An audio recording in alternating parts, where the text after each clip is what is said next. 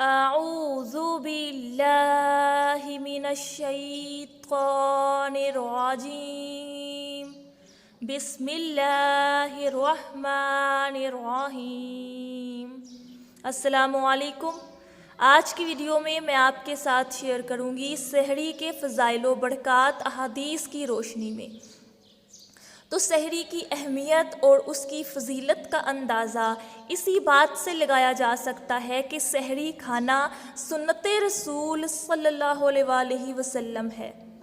بعض لوگ جو ہوتے ہیں وہ فخراً کہتے ہیں کہ ہم نے تو بغیر سحری کے روزہ رکھا، یا کچھ لوگ عادت بنا لیتے ہیں کہ وہ سحری ہی نہیں کرتے اور روزہ ویسے ہی رکھ لیتے ہیں، اور پھر فخراً کہتے ہیں کہ دیکھو میرے اندر بڑی ہمت ہے کہ بغیر سحری کے روزہ رکھتا ہوں۔ تو یہ کوئی کمال کی بات نہیں ہے، بلکہ حضور نبی کریم صلی اللہ علیہ وآلہ وسلم کی سنتوں میں، بلکہ ہر سنت میں بے شمار حکمتیں، فضائل اور فوائد پوشیدہ ہیں، اور نبی کریم صلی اللہ علیہ وآلہ وسلم کی سنت کو ترک کرنا، اس کو چھوڑنا، ان بے شمار حکمتوں، فضائل اور فوائد سے محروم ہونا ہے، جو کہ قطعاً مناسب نہیں ہے۔ بخاری شریف کی روایت ہے کہ نبی کریم صلی اللہ علیہ وآلہ وسلم نے ارشاد فرمایا کہ سحری کھاؤ، کیونکہ سحری کھانے میں برکت ہے۔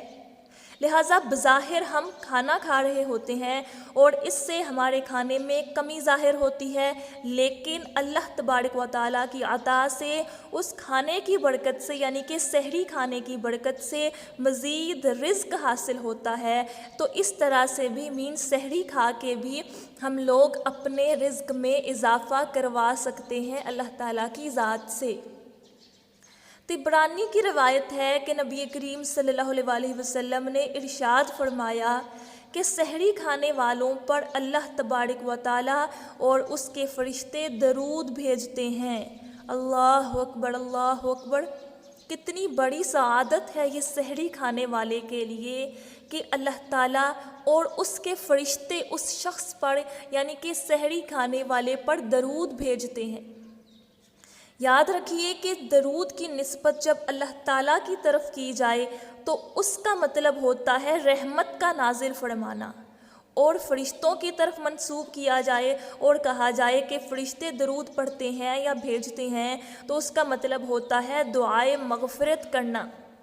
لہٰذا طبرانی کی اس حدیث کا مطلب ہو گیا کہ جب کوئی شخص سحری کھاتا ہے تو اللہ تعالیٰ اس پر اپنی رحمتیں نازل فرماتا ہے اور فرشتے اس کے لیے دعائے مغفرت کرتے ہیں۔ نسائی شریف کی روایت میں ہے کہ نبی کریم صلی اللہ علیہ وآلہ وسلم سحری تناول فرما رہے تھے تو ایک صحابی تشریف لائے۔